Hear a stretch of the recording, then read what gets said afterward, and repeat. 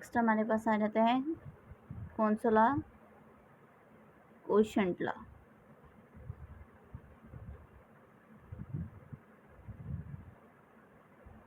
Quotient law में क्या होता है, अगर हमारे पास डिवाइड की फॉर्म में लिखा हुआ है ऐसे log b x divided by y ऐसे लिखा हो, तो हम उसे किस तरह लिख सकते हैं, हम माइनस की फॉर्म में लिख सकते हैं। दोनों के साथ log लिखेंगे और ये माइनस की फॉर्म में दरम्यान में माइनस आ जाएगा। पहले हम दोनों के साथ log लिख लेते हैं, log b x ये हमने लिख लिया।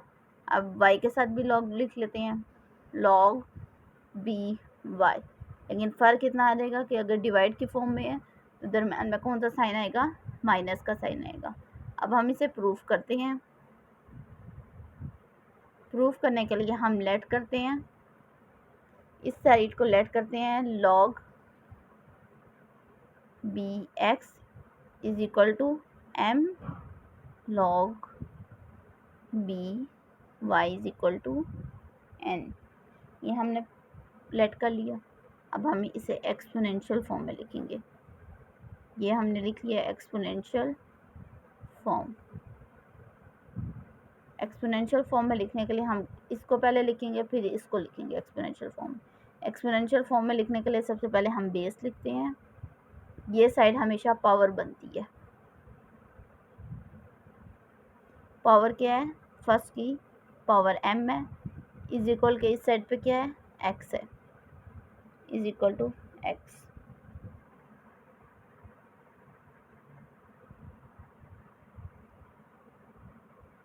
और इसको लिखेंगे तो बेस क्या है, बेस वैसे ही रहेगी, ये साइड पावर बन जाएगी, is equal to y।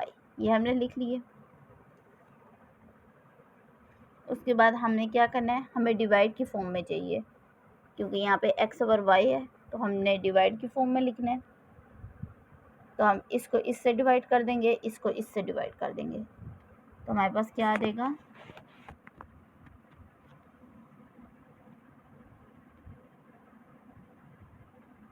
b की पावर m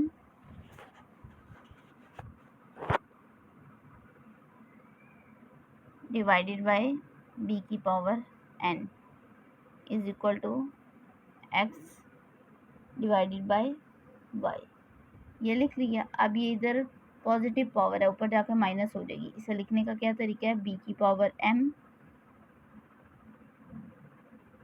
b की power minus n is equal to x over y।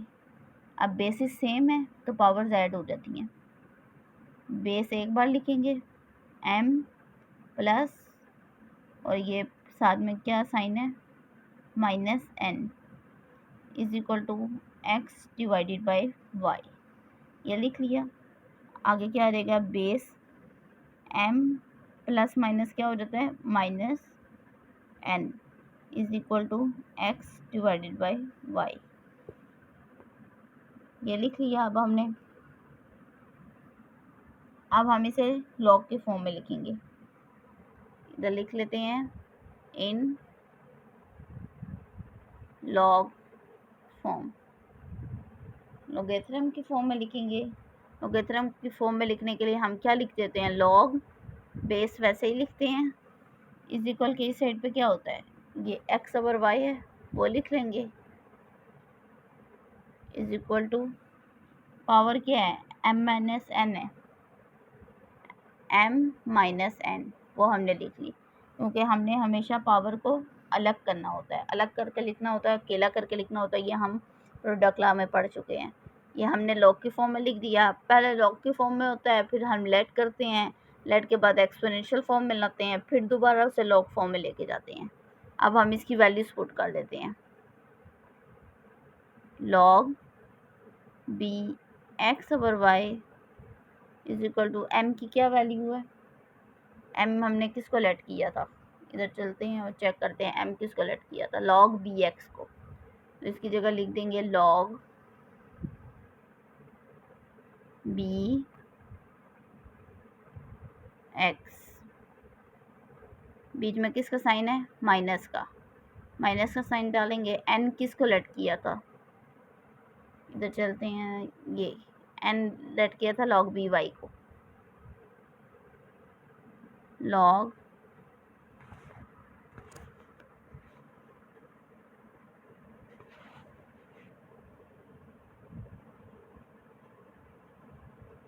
b y। तो हमारे पास क्या प्रूफ हो गया है, अगर डिवाइड की फॉर्म में हो तो वो हमारे पास क्या आ जाता है, दोनों के साथ लॉग आएगा और दरम्यान में किसका साइन आएगा, माइनस का आ जाएगा। ये हमने पहले प्रोडक्ट लॉ में पढ़ा था। प्रोडक्ट लॉ में क्या हुआ था, अगर दोनों के साथ या मल्टीप्लाई हो तो दोनों के साथ लॉग आएगा, दरम्यान में प्लस का साइन आएगा। लेकिन यहाँ पे हमारे पास प्रोडक्ट लॉ में क्या है कि अगर डिवाइड है तो दोनों के साथ लॉग आएगा, बीच में माइनस का साइन आएगा। क्वोशंट लॉ में, क्वोशंट लॉ को दोबारा रिपीट करते हैं। ये हमारे पास है log bx और y इज इक्वल टू, या हम पहले दोनों के साथ log लिखेंगे, x के साथ भी log लिखेंगे, y के साथ भी, बेस वैसे ही साथ में log के साथ रहती है, और दरम्यान में किसका साइन आएगा, माइनस का। ये हमें प्रूफ करने के लिए आ सकती है पेपर में। इसे प्रूफ कैसे करना है, तो पहले इसको हम लेट कर लेते हैं, log bx को किसके इक्वल है, m के, फिर log by को हम लेट कर लेते हैं किसके इक्वल है, n के। ये इतना कर लिया। ये जो साइड होती है ना, अब हम एक्सपोनेंशियल फॉर्म में लिख लेंगे। पहले ब्लॉक की फॉर्म को हमने लेट कर लेते हैं, फिर एक्सपोनेंशियल फॉर्म में। एक्सपोनेंशियल फॉर्म में लिखने के लिए सबसे पहले हम इसको देखते हैं, इस तरह को बेस वैसे ही लिख लेते हैं।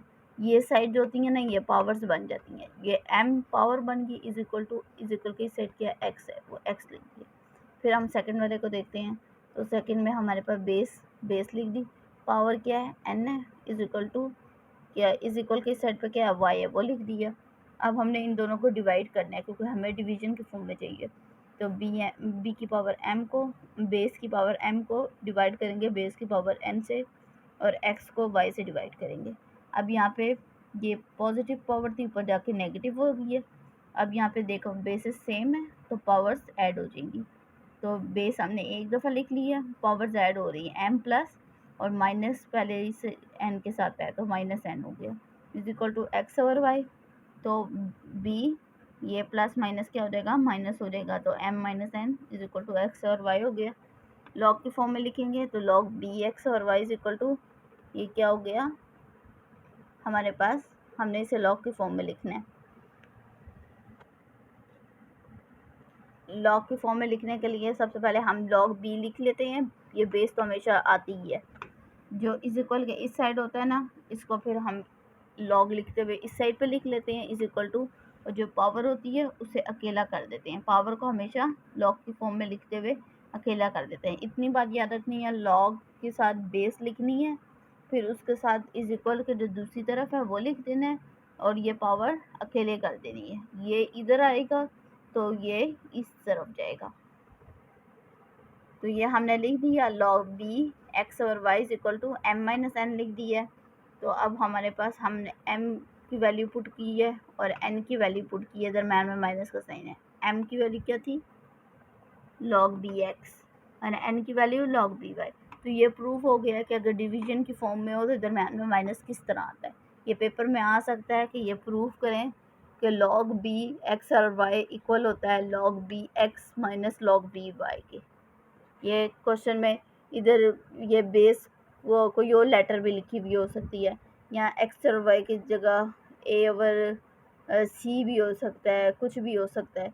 तो फिर ये ध्यान रखना है कि सिर्फ लेटर चेंज हो सकते हैं लेकिन बाकी सब सेम होगा। तो अब आपको करने के लिए दिया जा रहा है कि आपने प्रूफ करना है लॉग बेस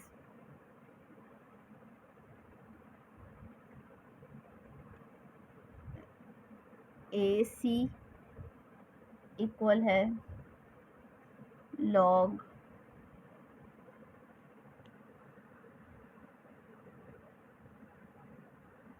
बल्कि ये ना प्रूफ, ये पहले लिखना है कि ये किसके इक्वल है, ये किसके इक्वल आएगा, फिर उसके